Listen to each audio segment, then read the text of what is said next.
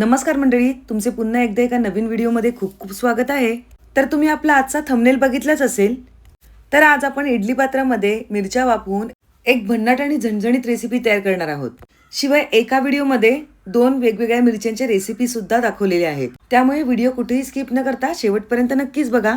तर या ठिकाणी मिरच्या घेताना मी माझ्या बागेतल्याच मिरच्या घेतलेल्या आहेत। मस्त हिरव्यागार आणि ताज्या ज्या फ्रेश अशा मिरच्या आहेत। या मिरच्या झाडावरून काढल्यानंतर मी स्वच्छ अशा पाण्यामधून या धुवून घेणार आहे। तर आपण या मिरच्या आता पाण्यामधून स्वच्छ अशा धुवून घेऊया। तोपर्यंत तुम्ही सांगा, तुम्ही आपल्या चॅनलला सबस्क्राइब केलेत की नाही? जर सबस्क्राइब केलं असेल तर ठीकच आहे, आणि जर सबस्क्राइब केलं नसेल तर पटकन सबस्क्राइब करा, म्हणजे अशा साध्या सोप्या खमंग आणि झणझणीत रेसिपी तुम्हाला नेहमी बघायला भेटतील। तर आपण मिरच्या या स्वच्छ धुवून घ्यायच्या आहेत, म्हणजे त्यावरची काही धूळ वगैरे असेल ती निघून जाईल। आता या धुवून घेतलेल्या मिरच्या आपल्याला एका टोपल्यात काढून घ्यायची आहे, म्हणजे त्यातलं पाणी बऱ्यापैकी निथळून जाईल। आता गॅसवर मी इडली पात्र ठेवून घेतलेलं आहे आणि त्यामध्ये पाणी घालून घेतलेलं आहे। पाणी घालून झाल्यानंतर आपल्याला इडली पात्रातलं भांडं त्यावर ठेवून घ्यायचं आहे, आणि मी ज्याप्रमाणे व्हिडिओमध्ये दाखवले त्याप्रमाणे आपल्याला यावर मिरच्या ठेवून घ्यायच्या आहेत। खरंच मिरचीपासून दोन वेगवेगळ्या प्रकारच्या छान अशा रेसिपी तयार केलेल्या आहेत, आणि बघितल्यावर तुम्हाला हमखासच आवडणार आहेत। मिरच्या इडली पात्रात ठेवून झाल्यानंतर आपल्याला 10 ते 15 मिनिटं छान अशी वाफ काढून घ्यायची आहे। 10 ते 15 मिनिटांमध्ये आपण तोपर्यंत इथे अर्धी वाटी एवढे शेंगदाणे घेतलेले आहेत, ते आपण व्यवस्थित असे खरपूस भाजून घेऊया। शेंगदाणे आपल्याला बारीक आचेवर छान असे भाजून घ्यायचे आहेत, म्हणजे त्याचा कूट होताना व्यवस्थित कूट तयार होईल। असेही शेंगदाणे पटकन भाजले जातात, पण मंद आचेवर जेव्हा आपण भाजतो ना, तेव्हा त्याचा जो क्रिस्पीनेस असतो ना, तो खूप छान येतो। तर इथे 5 ते 10 मिनिटांनंतर आपले शेंगदाणे हे मंद आचेवर छान असे भाजून झालेले आहेत। तर तुम्ही इथे बघू शकता, साल सुद्धा पटकन निघत आहे। आता आपण हे एका प्लेटमध्ये थंड होण्यासाठी ठेवून देऊया। तोपर्यंत आपण बाकीची तयारी करून घेऊया। तर या ठिकाणी एक मी मीडियम साईजचा कांदा घेतलेला आहे, तो आपल्याला लांबडा कापून घ्यायचा आहे। तर आपण हा कांदा लांबडा कापून घेऊया। तर या ठिकाणी आपण दोन वेगवेगळ्या रेसिपी बघणार आहोत, आणि दोन्ही रेसिपी पटकन आणि झटपट होणारे आहेत। तर या ठिकाणी तुम्हाला थोडाफार तर अंदाज आलाच असेल की आपण येथे काय बनवणार आहोत। तर आज आपण येथे वाफवलेल्या मिरच्यांपासून मस्त झणझणीत ठेचा बघणार आहोत, आणि एक मस्तपैकी झणझणीत मिरचीची रेसिपी बघणार आहोत। तर आपण जेवढं पाहिजे तेवढं सगळं साहित्य व्यवस्थित असं स्वच्छ करून घेतलेलं आहे, म्हणजे कापून घेतलेलं आहे आणि साफ करून घेतलेलं आहे, शिवाय कटिंग सुद्धा करून घेतलेलं आहे। एका रेसिपीमध्ये आपण आल्याचा वापर करणार आहोत, आणि एका रेसिपीमध्ये आपण आल्याचा वापर करणार नाही आहोत। तर इथे आलं सुद्धा कापून झालेलं आहे। आता आपण जे भाजून घेतलेले शेंगदाणे आहेत त्याचे आपण व्यवस्थित अशा साली काढून घेऊया, आणि त्याचा छान असा बारीक कूट करून घ्यायचा आहे। तर या ठिकाणी आपल्या शेंगदाण्यांची सालं काढून झाली आहेत, आणि ती मी पाखडून सुद्धा घेतलेली आहेत। आता मिक्सरमध्ये आपल्याला याचा बारीक कूट करून घ्यायचा आहे, तर तो सुद्धा आपला झालेला आहे। आता एक 10 ते 15 मिनिटांनंतर आपल्या मिरच्यांना छान अशी वाफ आलेली आहे। ते तुम्ही येथे बघू शकता, मिरच्या सॉफ्ट झालेल्या आहेत। आता या आपल्याला एका ताटामध्ये काढून घ्यायच्या आहेत, आणि त्या थंड होऊन द्यायच्या आहेत। तर सर्व मिरच्या आपण एका प्लेटमध्ये काढून घेऊया। मिरच्या प्लेटमध्ये काढून झाल्यानंतर आपल्याला ते थंड झाल्यावर त्याची देठं काढून घ्यायची आहेत। तर आपण या सगळ्या मिरच्यांची व्यवस्थित अशी देठं काढून घेऊया।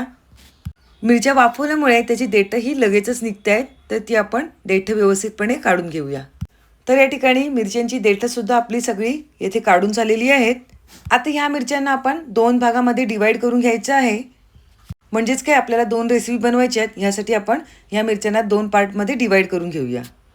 आता हे झाल्यानंतर आपल्याला गॅसवर पुन्हा बिड्याचा तवा ठेवून घ्यायचा आहे, आणि त्यामध्ये 3 ते 4 पळ्या तेल घालून घ्यायचं आहे। तेल छान तापल्यानंतर त्यामध्ये जिरं घालून घ्यायचं आहे। 1 ते सव्वा चमचा इथे जिरं घातलेलं आहे, आणि जिरं छान उफलल्यानंतर आपण ते व्यवस्थित परतवून घेऊया, आणि आपण जो कापून घेतलेला कांदा आहे तो ह्यामध्ये घालून घ्यायचा आहे। आता या कांद्याला आपल्याला गुलाबीसर रंग येईपर्यंत छान असं परतवून घ्यायचं आहे। तुमच्याकडे कोणता दुसरा साधा तवा असेल तरी या ठिकाणी चालणार आहे। आता माझ्याकडे होता म्हणून मी हा घेतलाय, आणि पण ह्या तव्यामधली जी चव येते ना ठेच्याला, खरंच खूपच छान अशी चव येते। कांदा थोडा सॉफ्ट होण्यासाठी आणि त्याला चव येण्यासाठी मी इथे थोडं मीठ घालून घेतलेलं आहे। आता कंटिन्यूअस 5 ते 7 मिनिटं ढवळल्यानंतर आपला कांद्याला छान असा सॉफ्टनेस आलेला आहे, आणि गुलाबीसर रंग सुद्धा झालेला आहे। सोलून घेतलेल्या 4 ते 5 पाकळ्या लसणाच्या ह्यामध्ये घालून घेऊया। तसंच थोडं आलं सुद्धा ह्यामध्ये आपण घालून घेतलेलं आहे। हे दोन्ही सुद्धा आपल्याला 1 ते 2 मिनिटं छान परतवून झाल्यानंतर आपण यामध्ये बारीक चिरलेली कोथिंबीर सुद्धा घालून घेणार आहोत। कोथिंबीर घातल्यानंतर फक्त 1 ते 2 मिनिटच आपल्याला हे पुन्हा परतवून घ्यायचं आहे, आणि लगेचच आपल्याला एका डिशमध्ये काढून घ्यायचं आहे. आता हे जे आपण तेलावर भाजून घेतलेलं सगळं मिश्रण आहे ते आपल्याला दगडी खलबत्त्यामध्ये घालून घ्यायचं आहे आणि त्यामध्ये चवीनुसार मीठ घालून घ्यायचं आहे आणि जसं पाहिजे तसं बारीक करून घ्यायचं. जर तुमच्याकडे दगडी खलबत्ता नसेल तर तुम्ही या ठिकाणी मिक्सरमध्ये सुद्धा करू शकता, पण ज्या दगडी खलबत्त्यामध्ये ठेच्याला चव येते ना ती एकच नंबर. तर या ठिकाणी जेवढं बारीक करता येईल तेवढं आपल्याला ह्या खलबत्त्यामध्ये हा ठेचा बारीक करून घ्यायचा आहे.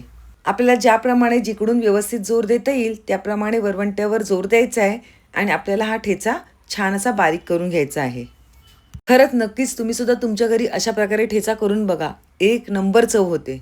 आता या ठिकाणी अजून थोडंसं बारीक होण्यासाठी मी दुसऱ्या खलबत्त्याचा दांडा घेतलेला आहे. त्या वरच्या बत्त्याने आपल्याला जेवढं बारीक करता येईल तेवढं आपण छान असं बारीक करून घेऊया. आता हे आपला जवळपास ठेचा बारीक झालेला आहे. आता आपण करून घेतलेला जो शेंगदाण्याचा कूट आहे त्यातला थोडा कूट मी या ठेच्यामध्ये घातलेला आहे. आता हा शेंगदाण्याचा जो कूट आहे तो आपल्याला या ठेच्यामध्ये मस्तपैकी व्यवस्थित असा मिक्स करून घ्यायचा आहे, म्हणजे सगळ्या बाजूने व्यवस्थित असा ठेचून घ्यायचा आहे. तर तो सुद्धा आपण येथे व्यवस्थित करून घेतलेला आहे. आता हे जे करून झालेला आपला ठेचा आहे तो आपल्याला एका वाटीमध्ये काढून घ्यायचा आहे. तर तो आपण एका वाटीमध्ये व्यवस्थित असा काढून घेऊया.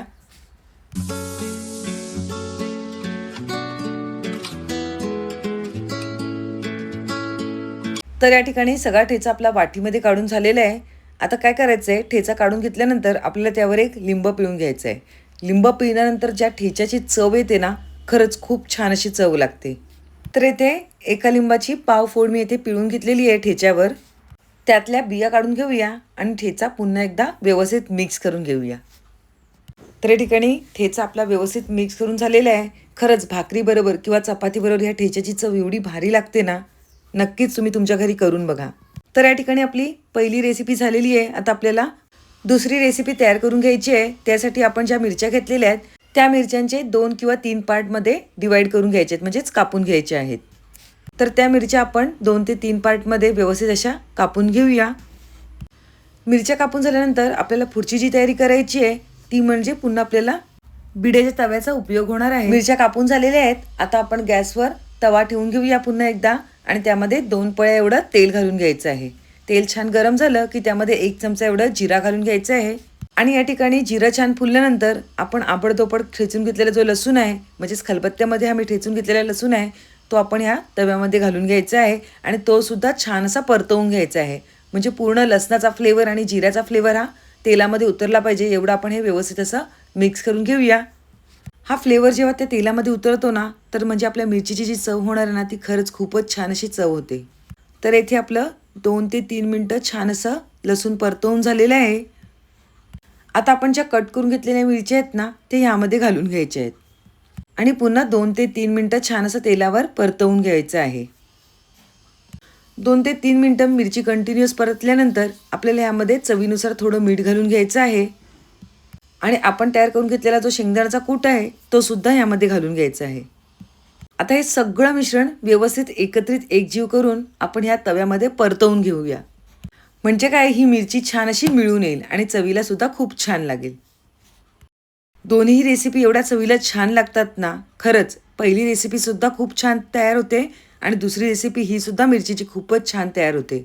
तर येथे आपण ह्या ज्या मिरच्या आहेत आता ह्या छान परतवून झालेल्या आहेत आणि येथे आपली दुसरी रेसिपी सुद्धा तयार झालेली आहे.